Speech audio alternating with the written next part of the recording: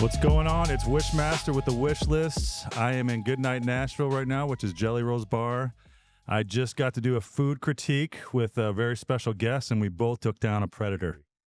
And that is a pizza here, just so you know. So here's my special guest, Stuart Deming from XPLR.NASH. How you doing, man? What's up, Wysh? How are you? Great, man. We just took down a lot of food together. I'm very full. I'm like too full. We probably should have did the podcast before the food review. I'm now regretting that decision. Exactly. But I did know Chase had a time schedule, so yeah, exactly. So. Okay, but yeah, that pretzel was like, oh, I'm deep in here yeah. now. I ate a little too much pizza. But on the food review, I called you Wishmaster. Yeah, Wishmaster, Wishmaster from Mulan, and that's how I just want to call you now instead of just Wysh. Yeah. Okay, cool, man. Well, tell the viewers, where are you from, and how did you get into being a food critic? So initially, I'm from upstate New York. Cool. I've been in Nashville for 13 years.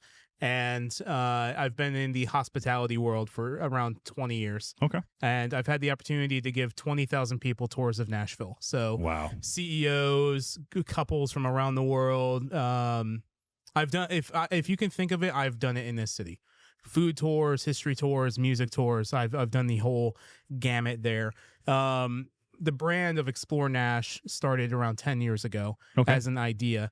And I saw the writing on the wall because I was one of the first Lyft drivers in Nashville. So I had the big old pink mustache back in the day, which turned into a brown stash really quick. It's kind of disgusting because Nashville roads are gross. Yeah. And so I did 250,000 miles in the city. And that's how I actually learned about Nashville and the market and what's happening here. Okay. And so I've been doing food reviews on our account for 8 years now. That's awesome, man. Yeah. So was it easy in the beginning, like Explore Nashville, or did it take a while for it to pick up? It took a long time for it to pick up. Okay. Yeah. TikTok wasn't really a thing when we started. We started with YouTube, and then we made the mistake of we released videos on YouTube for a year, and we were seeing really good success. But then we made the mistake of putting a podcast on that same YouTube channel and destroyed our YouTube channel. So for 5 years, we were under 10,000 followers. Okay. And now we're 8 years in making content, and now we're at 500,000. That's amazing, man. Yeah. We were able to grow basically in a 4-year period from around 10,000 followers up to 500,000. That's amazing. I mean, I'm a follower. I've been following you for a while. I love to see the growth. I mean, I've been on a weight loss journey, and you kind of took away from that just a little bit, but you know, it's on me at this point. Well, it's on me too. Yeah. I'm trying to lose weight, but then I go to 6 restaurants in one day, and everyone's like, "Here, eat this, please eat this, try this, please talk about review it. this. Yes. Oh, awesome! You do that? Here, eat this." Dude, and you're so amazing about how you actually, you know, talk about the food, and you really you bring people into just wanting to enjoy it. Have you ever thought about taking this on the road and trying different cities and not just Nashville? Yes. So we are doing that now. In the last year, we have released 25 to 40 videos that are away from Nashville. Yeah. Well, I know you've done it in Tennessee. Have you thought about Chicago? Alabama. Yeah, so we've done it in Upshores, Alabama. We've Okay. done it in Bardstown, Kentucky. Yes, so I've taken this across the road. The issue, though, is I pigeonholed myself with the brand XPLR.NASH. Right. And so when you see the word XPLR.NASH as a follower, you're like, that's a Nashville account. I don't care that he's reviewing food in East Tennessee. And so we're working on some things right now that's going to make it more of a nationwide brand. Yeah. I think it'd be great. Just like I said, I'm from Chicago. I think we have some of the best food on earth. I think you should definitely. I would love to go to Chicago. I would love. There's restaurants in New York. There's restaurants you're everywhere. From New York, so you know. Yeah. There's restaurants I would love to highlight everywhere. Yeah. And the issue is, can I afford to get there? Yeah. And bring my team, and then also, would these restaurants be willing to actually work with us? Like that's the balance we have to play it all the time. Yeah. Okay. So what is your favorite type of food, and what's your least favorite type of food if you had to pick? This is a tough one because I thought about that too, and I'm like, I don't really have a least favorite food, but I don't like ceviche, and I know a lot of people but I haven't had. Everybody says you probably haven't had. I had it in Miami. I thought it was disgusting. If you had it in Miami, I don't know of another better market unless you go to like actual Chile. Yeah, like the country. Right. It might have been a restaurant I went to. It's supposed to be the top, and I did not love it. It made me sick. But what would you say your top is, and what's your least favorite? So right now I love Indian food. Me too. Like One of my favorites. I never had it growing up. So the first time I had it was here in Nashville, and I have fallen in love with that cuisine. It's flavorful, it's delicious, it's deep, like it has this really nice depth to it. It's comforting. It's comforting. I feel like every time I have Indian food, it's like having Thanksgiving dinner. That's how I feel. Like just that feeling. It reminds me of Italian food, but different. Like Italian is more like it has that richness, the depth. I know in New York you guys call like it sauce. Yeah. Or not sauce. Gravy. Yeah. Gravy. Yeah. It's got a lot of gravy. It has a lot of gravy. Yeah, that's a big saying up north. So I think right now Indian food. So Sindor in Nashville, Joshin. That's my favorite too. Taj down in South Nashville is really good. There's also this Indian ice cream place I have not been to yet. But it looks amazing, and it's in South Nashville. And Indian ice cream is something I've never had before. Me neither. So Indian would be your top. So there's another place. I don't know if you tried Great Indian Food. It's GIF. It's delicious. Never been. I think there's a couple of them. They just opened up one in Nashville. Okay. I'm sorry, not in Mount Juliet. It's delicious. It's called Great Indian Food. Try it. But Sindor is my favorite too. It's my top. So do you know it's North Indian? Yes. So I just found that out. I never knew the difference between where huge difference. And my Pakistani friend told me, he's like, we have a different type of flavor than South India. And ever since then, I always look for North Indian. It's just my favorite flavor. Yeah, so I would say right now Indian food, but then also like Thai food. Oh yeah, the spices, the aromas, the crispiness of the chicken. Very similar to Indian. Very same spices. Yeah. Both of those are probably tied. Right now, least favorite food. I'm still not a mushroom guy. I love a lion's mane. I love a good blue oyster, but like a shiitake mushroom, I'm not the biggest fan of. It's the texture. Okay. I can do like a calamari, but like it's still the texture of like the tentacle. Okay. That's the thing that throws me off, and I've never done like a live squid eating. Yeah. Have you seen that before? No. Where they put the squid in your mouth and it's live and it's like moving in your mouth, good. And you're like, yeah, I don't think I could do that. I took a minnow shot as a kid. They put in Jaeger, put a live minnow, and you down it, and I'll never do that again. Did it feel weird? Because it felt very weird. It was squirming around, and I just murdered a minnow, and I felt really bad about it. So mushrooms are my least favorite right now. Okay. From a cuisine standpoint. Speaking of texture, I had a conch fritter. I do not like the conch fritter. There's conch. It's a lot in Florida, Key West. Okay. They're like these little, I don't know what they are. What are they? Concha. A concha. Okay. Whatever, but it's. He said it's supposed to be very fine and put into the batter because it's fried. Yeah. I had it where it's just slimy little pieces in it, and it just. I'll never have it again. So I'm a texture guy too. Are you a fan of like slug? I have had slug before, but it was with a lot of butter and a lot of garlic, and it was delicious. Okay. Yeah. Snail. Yeah. Escargot. Yeah. Escargot is delicious when it's done right. Yeah. When it's done right. I'm not gonna eat it raw. I've had raw oyster. I like blue. I think I want to say Blue Point oysters. I've had those. I love blue oysters. Yeah, those are delicious. They are amazing. Yeah. And I've had that lion's raw. mane? I have not had lion's mane. It's my favorite mushroom. Okay. It's like a steak, but it's a mushroom. Oh, it's wow. Super unique. I'm taking the supplement. Food. Oh, the lion's mane mushroom. Yeah. I'm trying to think of food that I had really bad recently. We've had some really bad places, and you won't see them on our account. Yeah. He's not going to hurt you guys right now. He's not going to hurt you, but I have a friend of mine who posted a really bad review of a restaurant and they shut down. Oh, that's sad. But you shouldn't serve bad food. That's true. But I had gator recently, and gator's like a meat that's like it could be really good or it's really terrible.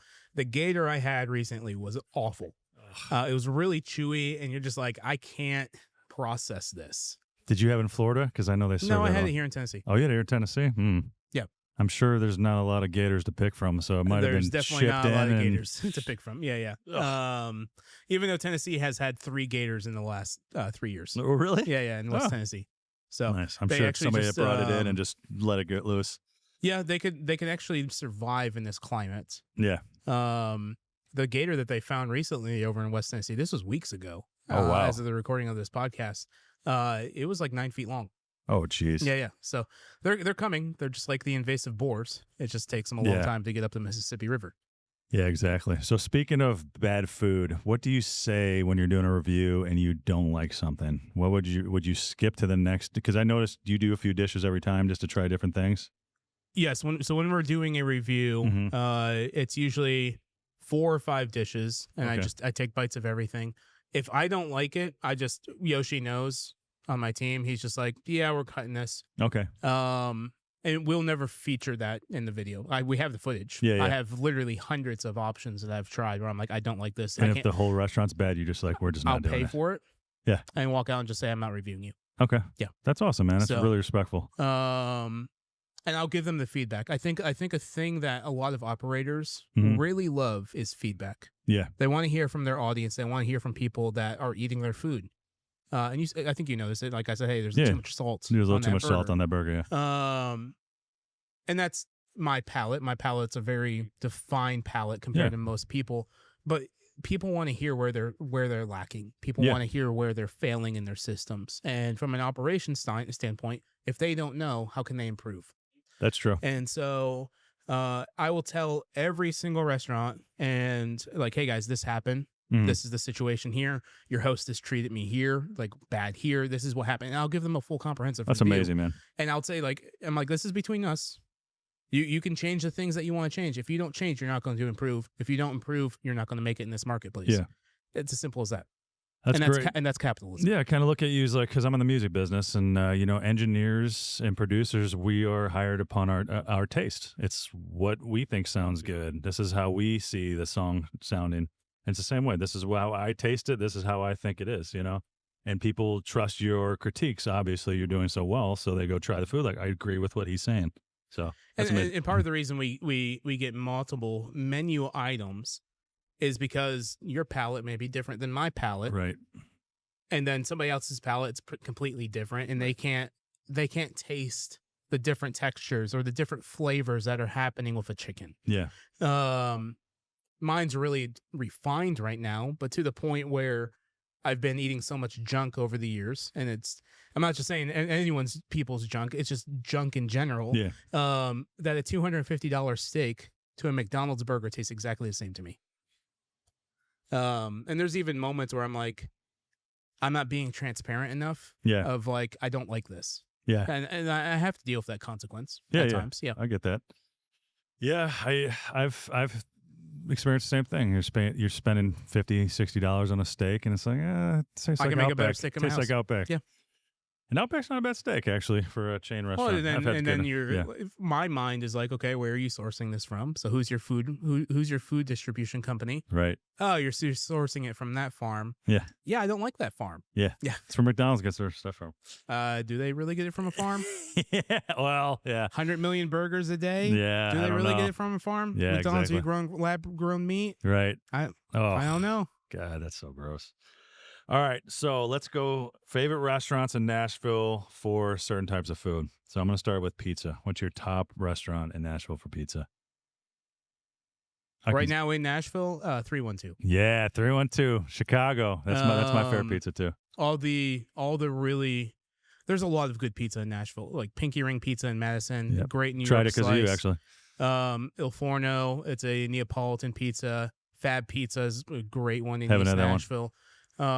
Tutti de Joe when they were in town, Yeah. but down there in Hendersonville. So, but that's a good like Sicilian Okay. Roman type pizza. Penne Pazza is a good Roman pizza. Okay. I'm a tavern more style pizza guy. Because but, you're from Chicago. Yeah. So, but I do like some of those. Yeah. I like Salvo's, I think it's called. Yeah. Yeah, that's pretty good in New York.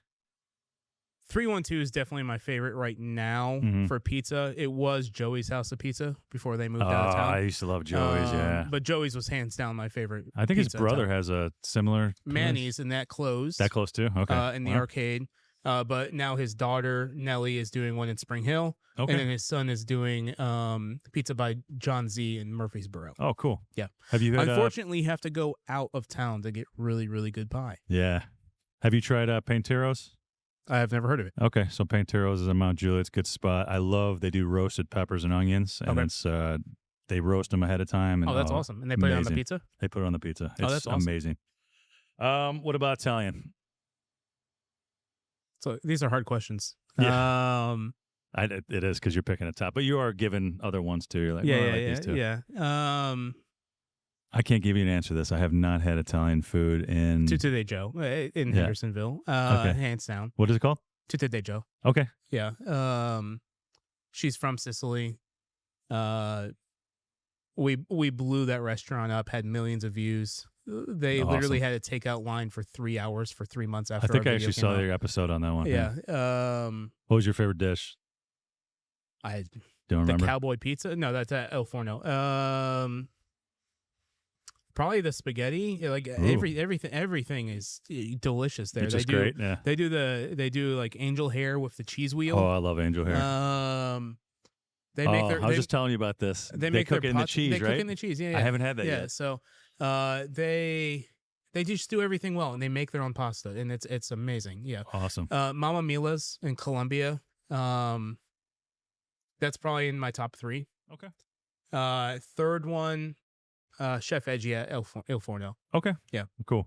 What about for hot chicken? Because Nashville's known for its hot chicken. What would you go? I'm going to tell you one, and I bet you a lot of people look at me weird. I like party fowl. Have you had? I'm gonna be honest. Okay. Yeah. Party fowl used to be really good when Austin was running it. Yeah. Well, this was years ago. I haven't had party fowl for years. You are not missing a thing. Okay.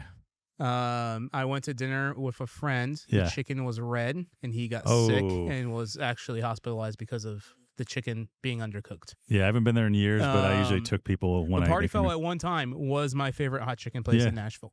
Right now, I'm still a big fan of Hattie B's. Like I like Hattie B's the is good. consistency of Hattie B's, and also Hattie B's were clients of mine for years. So like I really like the brand Hattie B's. But for hot chicken right now, Brave Idiot in East Nashville. Okay. Or I love a good crunch wrap from Red 615. It's a hot chicken mac and cheese crunch wrap. Ooh, wow. And sounds it's good. killer. That's awesome. What about, so we already know for Indian, same as me, we both have Sindor, right? Sindor, hands down. Cool.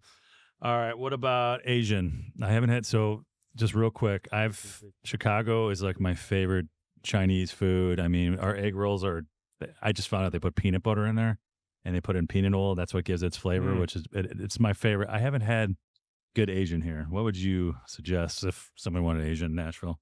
So Thai Samurai and Cool Springs, Mount Juliet, Bellevue, I love downtown. For Thai. Okay, so yeah, so I forgot that's Asian, but yeah. They're amazing. Zao Bao in East Nashville. Yeah. They do hand-pulled noodles. Okay. They do a ube mochi waffle for dessert.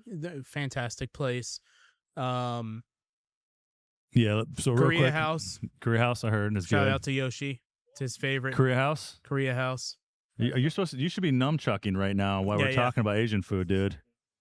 Shabu Shabu. Okay. The hot pot. Okay. I have said, I will agree. When I said Asian, I'm sorry. I meant more Chinese, but let's do all it. Sentai, I agree, is amazing. American Chinese, golden prawn number 3. Golden prawn number 3. Okay. Not number 2. Not number 2. Just number 3. We got to go number 3. Number 3. I don't know why they named it number 3.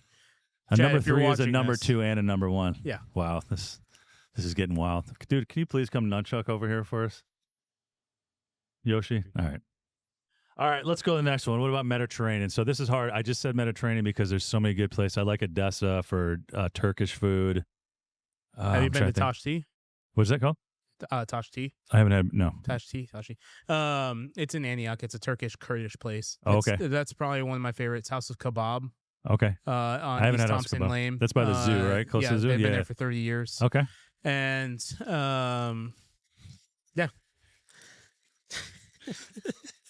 House of Kebab is another great one. And then Odessa's fantastic as well. Yeah, I like Odessa.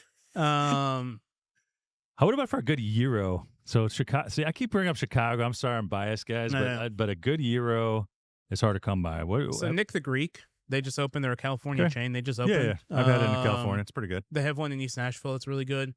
I've never. Is it off the spit though? Yeah, it's off the spit. Okay, where it's like they're live cutting. They're live cutting the meat. That's the best. Yeah, they're live cutting the meat. The beef lamb gyro was awesome. Okay.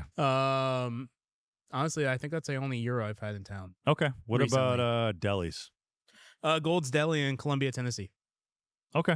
I got a couple. I think it's called Top Hats or Little Hats. Little Hats is amazing. By 312. I actually just walked from 312. I was too full. I walked down. I got a sandwich and ate it later. It was delicious. And then I don't know if you've had Green Onion Deli in Mount Juliet. They just opened. No.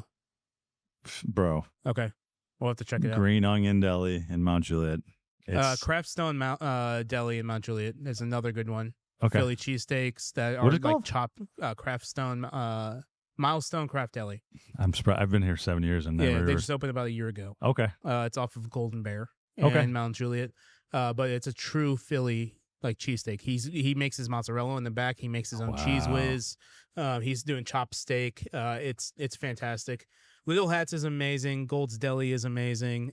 Gold's is definitely my favorite. Okay. And I got to Little check it Tennessee. out. Yep. And then, so you guys notice I'm kind of representing the Stars right now. I really hope Nashville Stars come to Nashville. I know you are affiliated with them as well. Yeah, we're partners with the Nashville Awesome. Stars, yeah. So if this stadium does come here to Nashville, what do you think are some staple foods that should be in the stadium? Like in Chicago, we have the hot dog. The Chicago hot dog is a staple of Chicago. What do you think that they should have in there, stadium food wise? If we get a stadium, we just did a video. I don't even know if it's out yet when this is coming out. Mason's Hot Dogs. That place is awesome. It's in South Nashville. That definitely needs to be inside the stadium. What he does is he boils his hot dog and then grills it. It's fantastic. Great beef hot dog. Hot chicken has to be there. That's a staple.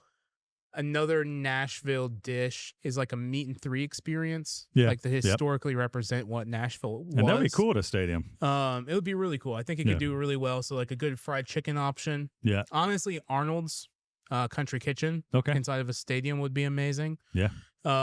But like having a meat and three options where it's like, okay, hey, you get a large chunk of meat and you get 3 vegetables. Yeah. That'd be actually cool and different.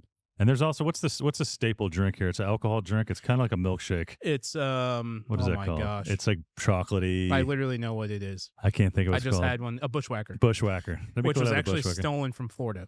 Oh, it is. Yeah, started in Florida, and then the guy brought it here, and he said, "Oh, we started the Bushwhacker." So there's this whole controversy behind Bushwhackers. All right, well we have it now. It's ours. But the Bushwhacker would be great. Another like local brand, Tailgate Brewery would be great at the stadium. That would be cool. There's so many local things that would go so well with a new Star Stadium. Yeah, I hope it come. I hope Nashville Stars come to Nashville. It'd be great. So recently I shot a TV show. I call it The Hit Kitchen. It's basically a music producer challenge, and then we had the whole Food Network idea of they have to use 3 ingredients to battle each other with. And initially I thought it was a food kitchen channel. So did the owner of this place. So she came in here and she literally came. She's like, "This looks all amazing. When do you guys start cooking?" I saw they are cooking. They just cook on the beats. They're making beats. So that's kind of funny. So the main thing of that school, or the main premise, is having 3 ingredients. So I can come at you as a food critic or as a social media guy. What do you think are the 3 ingredients you think are most important to be successful in what you're doing? It's tough. I know. I'm going to approach it from the social media side because I don't. Yes, you can call me a food critic. I'm not necessarily a food critic. I know that. It's just hard to. It's just that's what my palate's absorbing. Yeah. And I don't want to necessarily critique afterwards. Yes. But from a social media side of things, you need to know what you're good at. Okay. So would you say talent? Like know your talent? Know your talent, but know your skill set. Okay. Know your capabilities. Know your weaknesses. Know where you can systemize things. Know where you need to bring in help. Okay. For me, I brought in help since the beginning, since day one. I started this as a business. I did not start this as a social media account to be famous. Right. I started this as a legitimate business, and from day one, I had a business partner who wanted to build something with me. So team. And so team is a very important thing. Okay. Who you surround yourself with will make or break you. Yeah. I'm in that process of learning right now. Yeah. Had to lay off 2 employees in the last month and a half. Yep. See you guys. Peace. Deuces. What's the shape of Italy? Yeah. A boot. Yeah. That's a good one. I used to say that on Call of Duty all the time. So know your story, know the story, Okay. like know how to storytell. It's the most important gift in the world. Okay. Is to storytell. What you're going to see with the rise of AI and things is the people that are going to make it in the world are going to be storytellers. Okay. I agree with that. And in a sense, you're a storyteller. Mm-hmm. You're telling story through music, through the beats, through the production. Even a song is a story. It's a story. And so, number one, be a good storyteller and become a better storyteller. Okay. And number two, surround yourself with great people that can help you thrive and succeed, but also call out your crap. Okay. So you don't want yes men around you. No. And number three, you said team, but so I guess you're putting that with team. Two, Too. Okay. Number three, talent. You said too. Yeah. Know your vision. Okay. And be able to present your vision well. Okay. Because that's going to go to your team. That's going to go to storytelling. It's going to go with everything. So our vision as a company is to create actionable content to allow people to experience their local communities. Okay. Day one, that was our vision. Right. And for 5 years, by accident, we became a production company. We produced for different companies all around Nashville, and we forgot that vision. Yeah. And for that 5 years, we were under 10,000 followers. Right. And so in September of 2023, my wife and I were about to have our first baby. Congratulations. Thank you. And there's a few situations that happened. We were on a project with a client. Another client called and said, hey, can we get that $25,000 refunded? And then a $3.6 billion client that we were onboarding is like, hey, can we do your first 3 videos for us for free? I ended up firing all of our clients in a day. And we had to restart. And we had to go back to the mission to create actionable content to allow people to experience their local communities. Yeah. So know your vision of the company, where you're going, where you're going in the next 5 years, where you're going in content creation. And yes, the market's going to change. Yeah. But how can you adapt to the market? Right. So don't do anything on a whim. Yeah. What would you say your biggest speed bump has been through this whole process? Monetization. Okay. Hands down. Is it because you didn't set it up early on enough, or it's just tough to be able to do it or get it? We seem to find ourselves the first in a lot of industries. We were the first to have like a partnership we do with Google Fiber. We were the first to have a partnership we do with Fraport, which is a concessions vendor for the airport. We were the first in a lot of spaces. And so what's interesting is a lot of these monetization opportunities that we did unlock, it took 2 years of negotiating because they had no idea how to approach it. Yeah. And so if we were able to monetize earlier, I would have been able to build a bigger team earlier and be able to play on our strengths. Okay. When we were managing all these clients, both my business partner and I, like it felt like we were juggling 1,000 plates at a time. And if one come crashing, they all come crashing down. And so 1,000 plates, get it? Pun? Yeah. But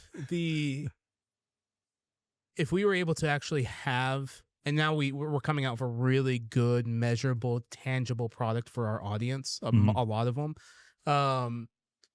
If we were able to monetize on our audience quicker, we would be in a whole different situation. Yeah. Yeah. That makes sense. And I notice you have a lot of wieners on your shirt right now. Thanks for the compliment. Yeah. So I think is that kind of like, I notice you wear a lot of different shirts. Is that kind of your look? Yeah, it's always been my look. Yeah. So even since I was young, like in middle school. Okay, it's not just because of no. Okay. In middle school, like I would be the guy with the bizarre shirts. Okay. I would have a cat on my shirt, and now like the cat would be floating in space in like 7th grade.